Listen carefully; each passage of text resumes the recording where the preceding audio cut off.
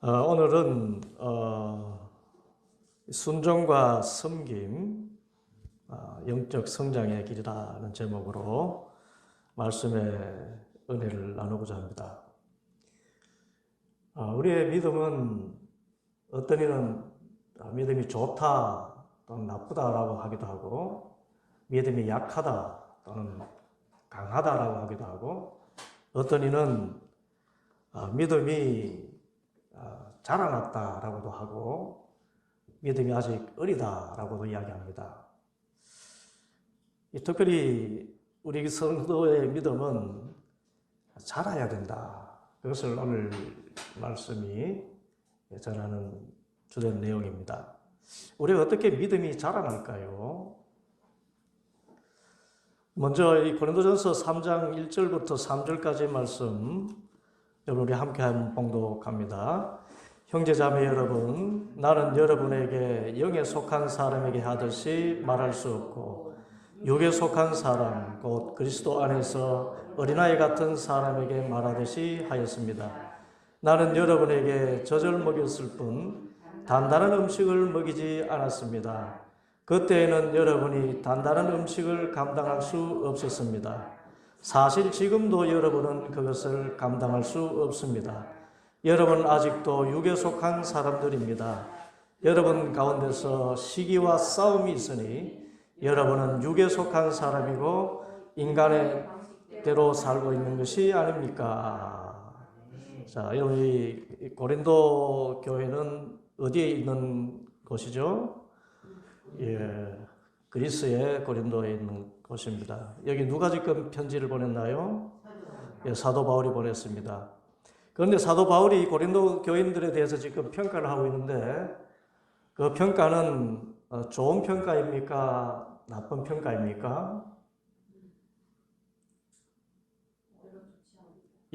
낮은 평가를 내리고 있습니다. 고린도 교인들을 어린아이다라고 하고, 영적이지 못하고 또 육적인 사람들이다, 그렇게 평가하고 있습니다. 믿음에 장성한 사람이 못되고 영적으로 어리다고 합니다. 그런데요, 만일 우리가 1세기로 돌아가서 고린도 교인들을 보면은 이분들은 굉장히 믿음이 좋고 영적인 사람으로 보입니다. 그 앞에 고린도전서 1장 4절부터 7절까지 말씀 보면 고린도 교인들의 수준이 어떤 수준인가를 말씀하고 있어요. 우리 함께 읽어봅니다.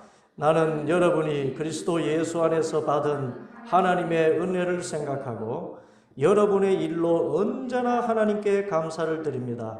여러분은 그리스도 안에서 모든 면에 풍족하게 되었습니다. 곧 온갖 언변과 온갖 지식이 늘었습니다. 그리스도에 관한 정언이 여러분 가운데서 이렇게도 튼튼하게 자리 잡았습니다. 그리하여 여러분은 어떠한 은사에도 부족한 것이 없으며 우리 주 예수 그리스도의 나타나심을 기다리고 있습니다. 여러분, 이거 칭찬입니까? 아니면 책망인가요? 칭찬입니다. 그죠? 이건 엄청난 칭찬입니다.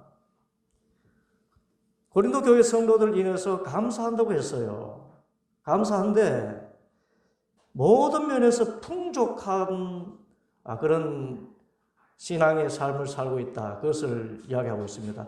그 감사의 조건이 뭔가 하면, 첫째는 고린도 교인들이 그리스도 안에서 언변에 풍족하다 그랬습니다. 언변에 풍족하다는 말이 뭘까요? 말을 잘한다라고 표현할 수 있겠지만은, 성도들이 말 잘한다는 것은 하나님에 대한 증거를 잘한다, 복음을 지혜롭게 설명할 수 있다, 그런 뜻입니다. 다른 말로 전도를 잘한다는 것입니다. 고린도 교인들이 언변이 그렇게 좋았어요. 둘째는 뭐가 풍족하다고 했습니까? 지식이 풍족하다. 이 지식은 물론 세상 지식을 말하는 것이 아니라 성경에 관한 지식입니다. 하나님의 말씀에 관한 지식입니다.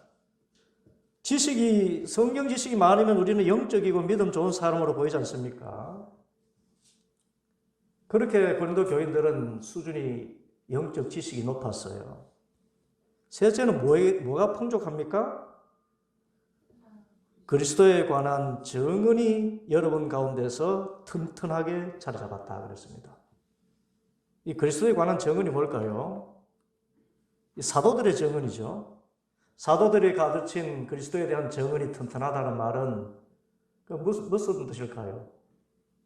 사도들이 전한 복음, 그 구원의 복음에 대한 확신을 갖고 있다는 것입니다.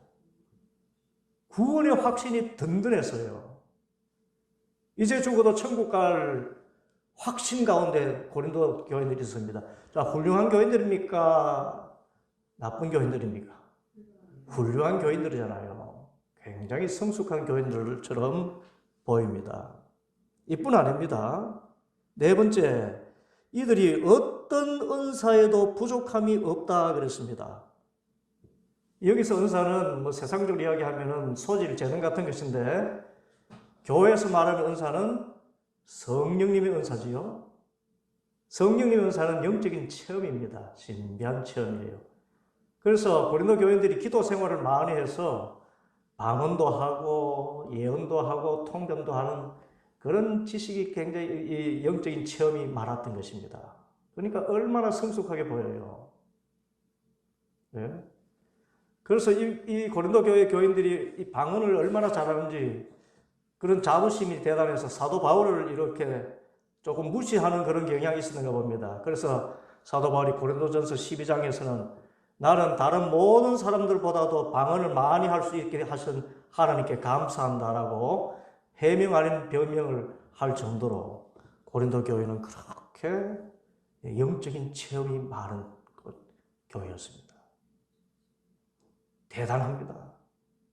얼마나 성숙해 보이는지 모릅니다. 그리고 또 하나 있습니다. 우리 주 예수 그리스도의 나타나심을 기다리고 있다 그랬습니다. 예수님의 나타나심은 예수님의 재림이지요. 예수님의 재림에 대한 확실한 믿음과 소망이 넘쳐나고 있다는 것입니다. 자, 이렇게 보면은 고린도 교회 성도들은 정말 믿음 좋은 사람들이고 정말 영적인 사람들입니다. 전도 잘하고 성경 많이 알고 구원의 확신 분명하고 영적인 체험이 많고 강렬한 예수님의 재림에 대한 기대를 갖고 있습니다. 이보다 더 훌륭한 그런 성숙한 성도가 어디 있겠느냐.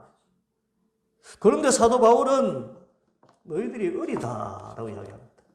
여러분이 이렇게 어릴 수 없고 육의 사람들일 수가 없습니다. 전혀 영적인 사람들이 아닙니다 라고 이야기합니다. 그 이유가 뭡니까?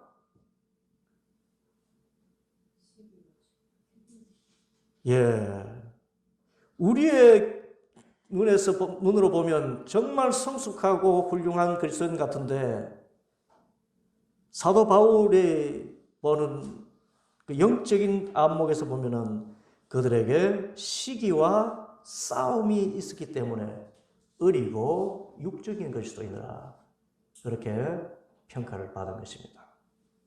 그러면 왜 싸움이 생기나요? 그렇죠.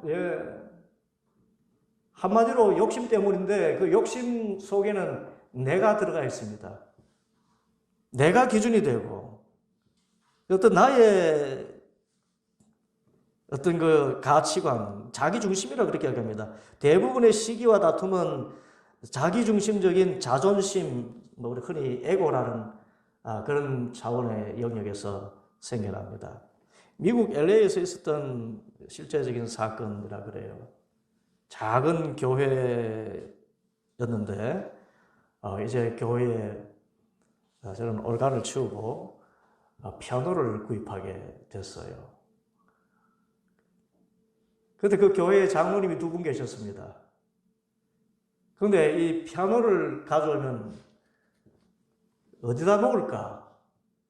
그때 이 성가대가 강대상 위에 한쪽 공간에 이렇게 찬양대가 섰나 봐요. 그러니까 피아노도 당연히 강대상 위에 강대상 있는 쪽에 올라가야 되겠다. 이렇게 한 장로님 이야기하고 다른 장로님은 가뜩이나 성가대석 때문에 자리가 복잡한데 거기 피아노를 올려놨어야 되겠느냐. 그럼 밑에 내려놔야 된다. 그래서 피아노를 강단 위에 올리느냐 아래에 내려놓느냐 이것 때문에 다툼이 생겼습니다. 다툼이 생겨가지고요 그 교회가 분열이 되어버렸습니다. 실제 사건이에요.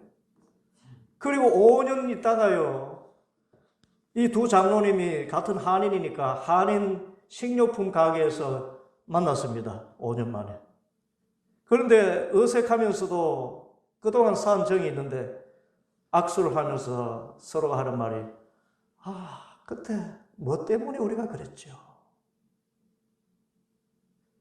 여러분 보면 아무것도 아닌 일, 뭐 때문에 그림조차 기억조차 나지 않는 그 일 때문에 교회가 분열되게 하는 것. 아무것도 일도 아닌 것 같은데 그것이 죽고 사는 문제가 되는 그것이 뭡니까? 나는 이런 생각하는데 당신의 생각이 틀렸다고 생각하는 자기중심의 자존심. 자기가 말했다는 자존감, 자존심, 그런 에고가 살아있기 때문에 그렇습니다.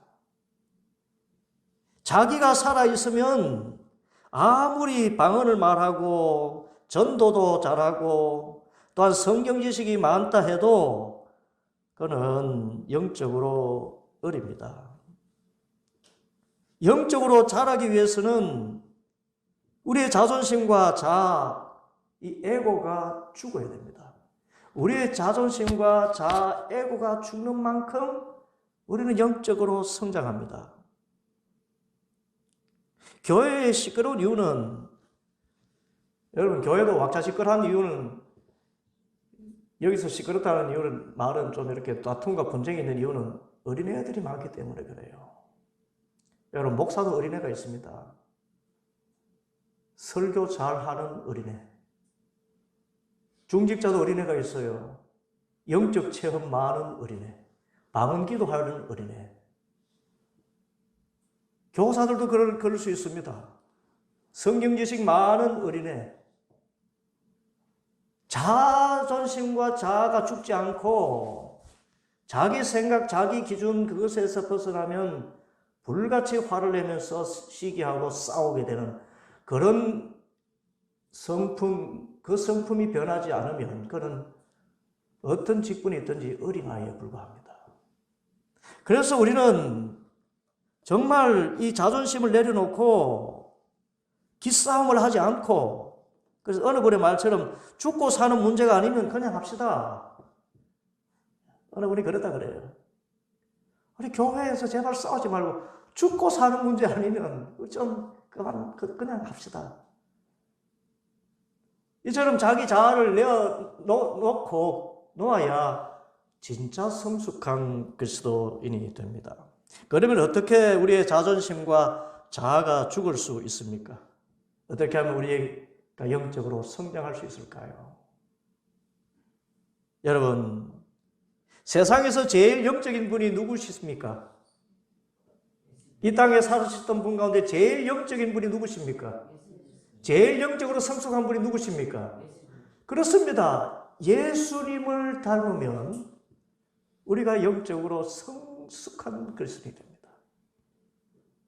우리의 자존심과 자아를 죽이는 방법은 예수님을 닮는 것입니다. 그런데 예수님의 삶의 특징이 뭔가요? 오늘 빌립보서 2장 5절부터 9절까지의 말씀에 그 첫째 특징이 있습니다. 우리 함께 봉독합니다. 여러분 안에 이 마음을 품으십시오. 그것은 곧 그리스도 예수의 마음이기도 합니다. 그는 동등함을 당연하게 생각하지 않으시고 오히려 자기를 비워서 종의 모습을 취하시고 사람과 같이 되셨습니다. 그는 사람의 모양으로 나타나셔서 자기를 낮추시고 죽기까지 순종하셨으니 그 십자가에 죽기까지 하셨습니다. 그러므로 하나님께서는 그를 지극히 높이시고 모든 이름 위에 뛰어난 이름을 그에게 주셨습니다. 아멘.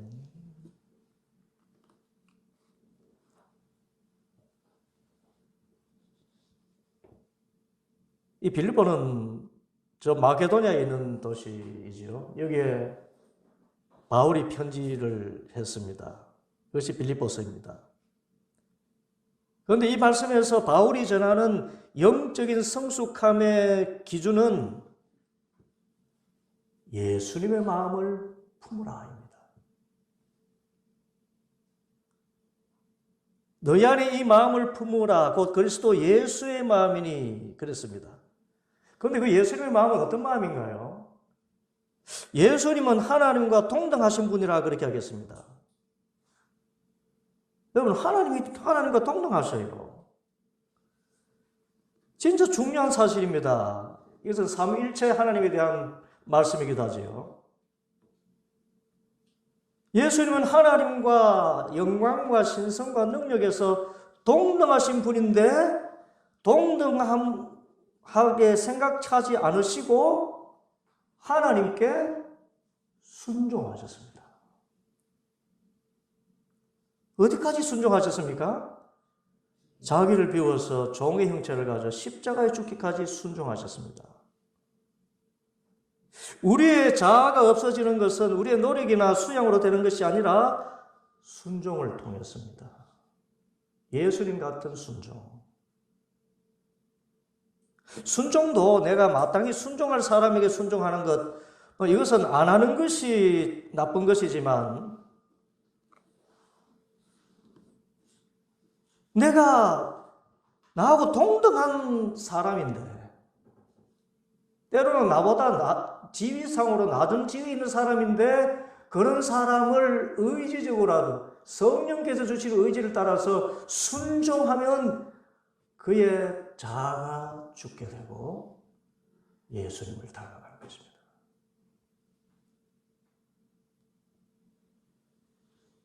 내가 그 사람에게 순종할 이유가 없는데 내가 성령님께서 그렇게 하라 하시고 예수님이 그러셨기 때문에 순종하면 우리 에고가 죽고 자존심이 죽고 자아가 꺾이고 영적으로 성숙하게 됩니다.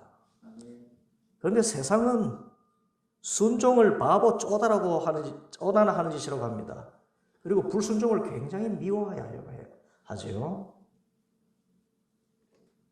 저항하고 도전하는 정신을 가진 사람, 비판적인 정신을 가진 사람을 굉장히 똑똑하고 지혜롭다고 이야기합니다.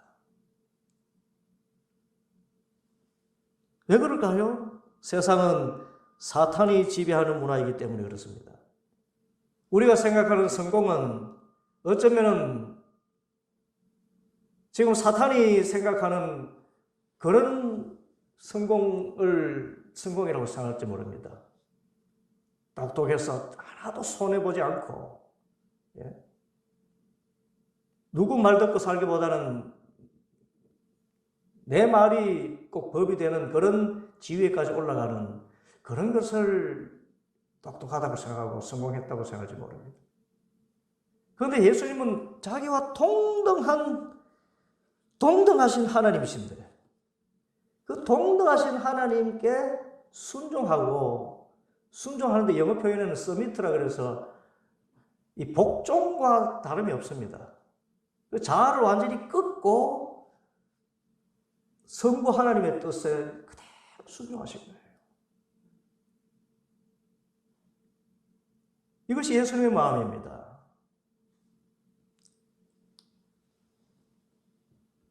이 순종의 실제에 있어서 우리가 훈련을 하게 되면 우리가 예수님을 닮고 영적으로 성숙한 사람이 됩니다. 우리 박재현 집사님 에베소서 6장 1절 저와 함께 읽겠습니다. 자녀되니 여러분 주 안에서 여러분의 부모에게 순종하십시오. 이것이 옳은 일입니다. 자, 자녀들이 부모에게 어떻게 하라 그럽니까? 순종입니다. 가정이 잘 되고 성숙한 가정이 되기 위해서는 자녀들이 부모에게 순종하는 것입니다. 저희 딸들 잘 들었죠? 에베소서 5장 22절 우리 윤경욱 사모님 저와 함께 읽겠습니다. 아내 되니 여러분 남편에게 하기를 주님께 순종하듯 하십시오.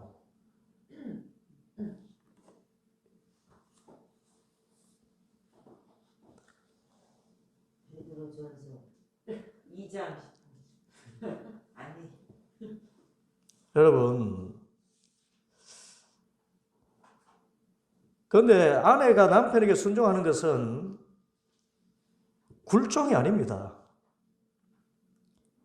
무조건 복종한다면 그것은 부부의 목적이 사라지는 것이지요. 하나님은 서로 약점을 보완하라고 부부로 만들어 주신 것입니다. 그런데 왜 아내들이 남편에게 순종하라고 했습니까? 그것은 남편의 권위를 인정해 주라는 것 말입니다. 의견이 엇갈릴 때 남자는 여자들보다 세밀한 것을 보지 못합니다. 그래서 그것을 남편을 설득하고 그리고 최종 결정을 남편이 하도록 그렇게 이끌어가는 것이 여자가 남편에게 순종하는 그런 모습입니다. 굴종하라는 것이 아니고 최종의 결정을 남편이 할 수 있도록 자꾸 설득하고 이해시키고 그렇게 사랑으로 이렇게 내줘하는, 그렇게 될 때 가정이 남편이 아무리 쪼다 같아도요, 남자는 이 뼈다구가 있습니다. 예? 남자는 이 뼈다구가 있어가지고요, 인정받기를 그렇게 좋아해요. 또 하나님께서 그렇게 가정을 남자와 여자로 만들어 놓으셨습니다. 그런데 진짜 보면은 아내가 남자들에게 순종하는 것을 이렇게 설득하고 잘 조언하고 이렇게 해서 남편을 결정하도록 세워주는 그 정도의 차원이라면 남자가 아내 사랑하는 것은 어마어마하게 힘듭니다. 계속되는 말씀에 보면은 남자들이여 여자를 사랑하기를 주님께서 교회를 위해서 자기 목숨 내놓으신 것처럼 사랑해라, 그렇게 이야기합니다. 그래서 만일 나중에 우리가 천국 문 앞에 이르렀을 때에 우리를 이렇게 뭔가를 이렇게 이 상급을 위해서 판단하신다면 여자들에게는 네 믿음 잘 지켰느냐, 그것만 물으신다면, 남자들에게는 너는 네 믿음 잘 지켰느냐 뿐만 아니라 네 자녀들 믿음으로 키웠느냐 뿐만 아니라 네 아내 믿음에 흔들리지 않도록 너 성실하게 가장의 뭘 잘 감당했느냐, 이것까지 다 물으실 정도로 남자에게 책임이 더 크다는 겁니다. 그래서 이 아내가 남편을 잘 설득시키고 이해하면서 권위를 세워주면서 하는 그 순종, 그래서 그 가정이 평안해지는 것입니다. 그 다음 베드로전서 2장 18절 우리 허미경 권사님과 함께 읽겠습니다. 하인으로 있는 여러분 극히 두려운 마음으로 주인에게 복종하십시오. 선량하고 너그러운 주인에게만 아니라 까다로운 주인에게도 그리하십시오. 여러분, 하인이 주인에게 복종하는 것은 당연한 것 아닌가요? 옛날에 하인들은요, 주인이 죽을 때 같이 생매장 되기도 했습니다. 주인의 소유물 같은 것이에요. 복종하지 않으면 그냥 매질을 당하거나 죽을 수 있습니다. 그런데 그 당시 하인들 가운데 그리스도인들이 있었잖아요. 그런 그리스도인들에게 하인들이여, 당신 주인들이 까다롭더라도 정말 순종하십시오. 왜 그랬겠습니까? 그래서 이 순종 자체가 아니라 이 순종을 통해서 예수님을 닮아가기 때문에 거칠의 순종이 아니라 진정한 순종을 연습하고 훈련하라. 그런 의미에서 하인들에게 순종을 말한 것입니다. 우리가 예수님을 닮아가는 것은 거칠의 순종이 아닙니다. 저 내면에서 예수님이 그러하셨으니 나도 그리하리라. 예수님을 따라서 순종하는 것입니다. 그때 진정한 우리의 자아가 꺾여지고요. 그렇게 해서 가정의 평화, 또한 우리 직장에서의 평화, 여러 가지 평강이 이루어집니다. 히브리서 3장 17절 우리 이혜성 자매와 함께 읽습니다. 여러분의 지도자들의 말을 고지 듣고 그들에게 복종하십시오.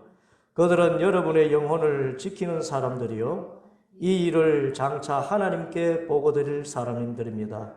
그러므로 여러분은 그들이 기쁜 마음으로 이 일을 하게 하고 탄식하면서 하지 않게 해 주십시오. 그들이 탄식하면서 일하는 것은 여러분에게 유익이 되지 못합니다. 누구에게 순종하라는 것인가요? 영적인 지도자에게 순종하라는 것입니다. 교회에서 영적인 지도자들은 양들을 위해서 가르치죠. 또 섬깁니다. 그 가르침에 순종하면 억지로 하는 것이 아니라 정말 참 유쾌하고 행복한 마음으로 사역을 감당할 수 있도록 하는 그런 교회가 평안해진다는 것입니다.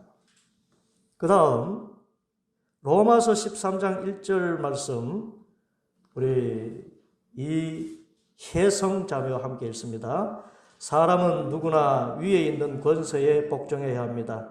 모든 권세는 하나님께로부터 온 것이며 이미 있는 권세들도 하나님께서 세워주신 것입니다.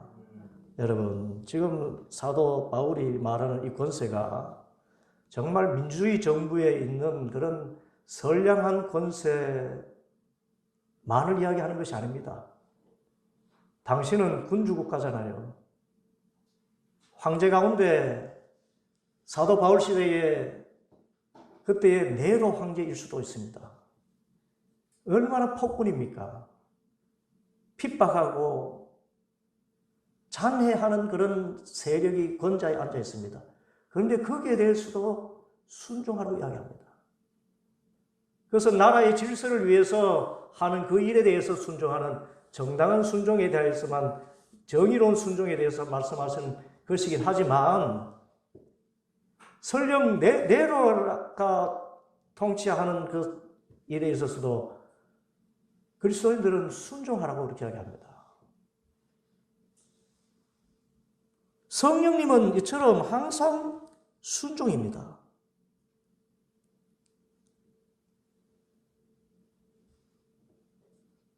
사실 우리는 우리 상전들에게 순종하는 것도 힘들어하는데 예수님은 하나님과 동등한데도 동등함을 취하지 않고 순종하셨습니다. 이처럼 정말 대등한 그런 관계 안에서도 우리 사실 다 대등하잖아요. 관계 안에서도 순종을 연습하면 예수님을 닮습니다. 이게 성장입니다. 성경 지식이 많고 영적인 체험 많고 전도 잘하고 물론 영적인 성숙하게 되면 그것이 더욱더 능력 있게 나타나겠지만 그것이 성숙의 어떤 판단하는 기준이 아니라 얼마만큼 자기 자아가 죽어서 순종하느냐. 내면에서 주시는 성령님의 음성을 듣고 그 말씀에 순종하고 위에 세우신 권위에 순종하고 하나님의 뜻에 순종하고 남편에 순종하고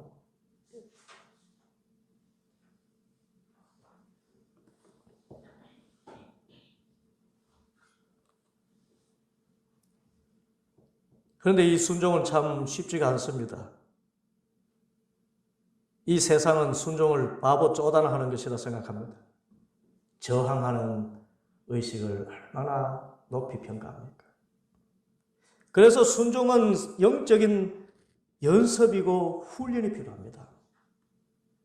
기분이 상해도 이것이 죽고 사는 문제가 아니면 섬기고 순종하면 예수님을 닮아갑니다. 자아가 죽고 헛된 기싸움을 하지 않고 모든 관계에서 평안이 주어집니다. 저희 집주인과 싸워가지고 해결할까 싶은 그런 생각들이 얼마나 강하게 밀려왔는지 모릅니다. 정말 악하게 하니까. 그렇지만 그가 하자는 대로 성령님께서 그래 그가 하자는 대로 해주라. 그 말씀에 순종해서 그냥 넘어갔더니 그 관계가 더 나빠지지도 않고 우리가 목회자 부부로서 이렇게 인격의 품위도 유지하게 되고 그렇게 하나님께서 새로운 길을 열어주시고 그래서 영적으로 성숙한 것은 인내에 있고 순종이 있습니다. 다투지 않는 것입니다. 시기와 싸움이 있으면 아무리 영적인 체험이 많다 해도 어린아이입니다.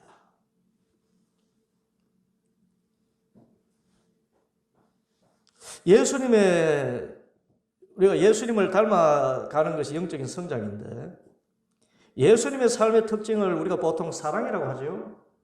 그런데 성경을 자세히 읽어보면 하나님을 사랑이라 하고 예수님의 삶의 특징은 순종이라고 합니다. 마태복음 20장 28절, 여기에 예수님의 삶의 두 번째 특징이 있습니다. 함께 읽습니다. 인자는 섬김을 받으려 온 것이 아니라 섬기러 왔으며 많은 사람을 위하여 자기 목숨을 몸값으로 치러주려고 왔다. 여러분, 이거 인생의 대혁명적인 발언입니다. 여러분, 인생의 목적이 뭡니까? 섬김 받는 거잖아요. 밑에 사람들 이렇게 섬겨주는 사람들이 많아지고 높은 지위에 올라가는 것이 우리의 인생의 사실상 목표 아닙니까? 왜 공부를 열심히 합니까? 누구 밑에서 일하는 것보다 누구 위에서 이렇게 일하면서 인정받고 이렇게 높은 지위에 서는 것, 그것을 추구하기 때문에 열심히 공부하지 않습니까? 그리고 섬긴다는 것을 비천하게 생각하기 때문에 그렇게 그런 의미의 성공을 인생의 목적으로 삼지 않습니까? 그런데 우리가 닮아야 될 예수님의 인생의 목적은 무엇이었습니까? 섬김이 목적이었어요. 이거 우리 그리스도인들이 이걸 인정해야 됩니다. 왜 사느냐? 섬기려고 삽니다. 남편 섬기고, 아내 섬기고, 부모님 섬기고, 자식 섬기고, 성도들 섬기고, 낮은 자들 섬기고. 내가 혹 그래서 높은 지위에 올라간다 하더라도 항상 그 마음만큼은 낮은 자세로 섬기려는 그런 중심을 가지고 살아가는 것이 인생의 목적이어야 됩니다. 저희 어머니가 첫 은혜를 받고 성령 체험을 하고 예수님의 십자가의 구원의 은혜를 받고 보니 이 여자의 몸으로 할 수 있는 것이 무엇일까? 정말 결혼하지 않았으면 저 오지에 이슬람 국가에, 이런데 공산주의 국가에 이래 들어가서 순교하고 싶은 그런 열망이 있었는데, 그래서 어떻게 하면 정말 하나님을 진심으로 예수님의 구원의 은혜에 대해 예수님을 닮아가며 살아갈 수 있을까?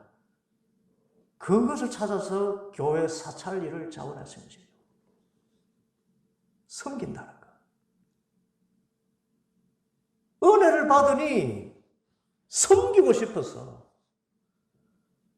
교회 바닥을 쓰는 일부터 섬기고 싶어서 못 견디라는 것입니다. 왜냐하면 예수님의 마음이 섬김이고 예수님의 인생의 목적이 섬김이고 심지어 자기 목숨을 많은 사람들의 몸값으로 내어주는 그것이 인생의 목적이었기 때문에 그렇습니다. 그래서 우리 그리스도인의 목적도 이 세상에서, 그래서 기복주의가 잘못됐다는 것은 이 섬김의 정신 없이 많은 사람들의 섬김받는 높은 지위에 올라가는 것을 예수님의 이름으로 이루겠다고 하는 그런 생각을 갖고 있기 때문에 기복주의가 잘못된 것입니다.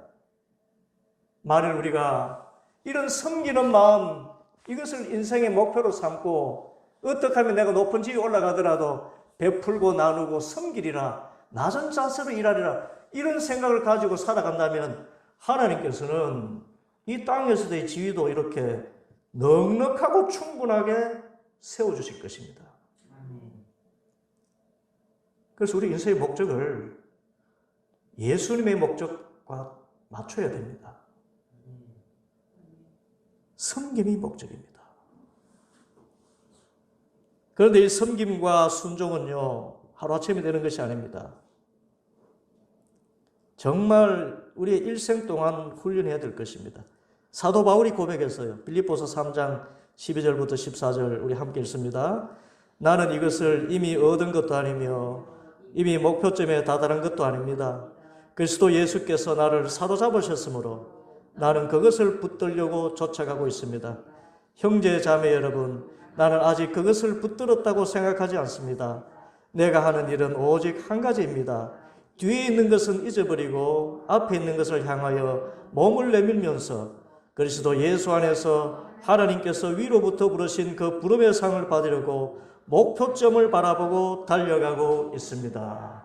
여러분, 사도 바울 같은 영적 체험 많이 한 분도요,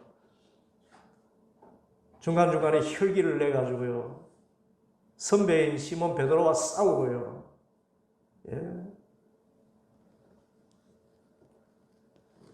사도행전을 보면 아주 다투기도 하고요. 그런 혈기가 남아 있었어요. 그래서 고백한 것입니다. 사도 바울이 예수님께 잡힌 것이 있습니다. 다른 말로 예수님의 매력에 푹 빠졌던 것이 있습니다. 무엇인가요? 십자가에 못 박히신 예수 그리스도. 나를 위해서, 나를 구원하시기 위해서 피 흘려 죽으신 예수님의 그 은혜와 그 사랑, 그 사랑에까지 자라나기 위하여서 그것이 목표점이라는 것입니다. 붙들림 받은 그것 때문에 예수님을 믿게 되었는데, 가만히 보니까 그 예수님을 붙들지 않고 예수님이 나를 붙잡아 주셨던 그 구원의 은혜를 붙잡지 않고 자꾸만 내 이기심과 본성대로 살아가고자 하는 그것이 나타나는 것입니다. 그래서 이미 한 것 다 잊어버리고 내게는 목표점이 있다. 그리스도에게까지 자라는 것이다. 사도 바울도 완전한 사람이 아니었습니다. 그렇게 영적인 체험 많고 지식 많은 사도 바울도 본인 스스로 이렇게 고백한 겁니다. 나는 신앙이 자라나는 과정이 있을 뿐 완전한 사람은 못 된다. 이것이 우리에게는 또 위로가 되기도 합니다. 사도 바울 같은 성자라고 추앙받는 분도 그렇게 그 사역할 때에 자신의 자아와 그렇게 싸우는 씨름을 하면서 그 신앙이 자라나기를 그렇게 기도하면서 몸부림쳤구나. 오늘 두 가지 우리 말씀 기억해야 됩니다. 예수님은 하나님과 동등한 분이시지만 순종하시고 죽기까지 복종하시니까 하늘 영광, 땅의 영광 다 받는 열매를 받았습니다. 우리의 인생도 목적도 순종에 두고 섬김에 두면서 살아가면 하늘 영광, 땅의 영광 다 받아 누리는 결과를 얻게 될 줄 믿습니다. 우리의 영적인 성숙은 전도 많이 하고 방언하고 예언하는 영적인 체험, 성경 지식이 아니라 예수님을 닮아서 자존심을 내려놓고 순종하고 섬기는 것이 있다는 것. 이것 알고 목사 어린애 되지 말고 권사 어린애 되지 말고 집사 어린애 되지 말고 예수님 20년 믿은 어린애 장로 되지 말고 정말 한 걸음 한 걸음 매 순간 매 순간 성장해 가서 목표점인 예수 그리스도에까지 자라나는 저와 여러분 되기를 간절히 소원합니다. 기도하겠습니다.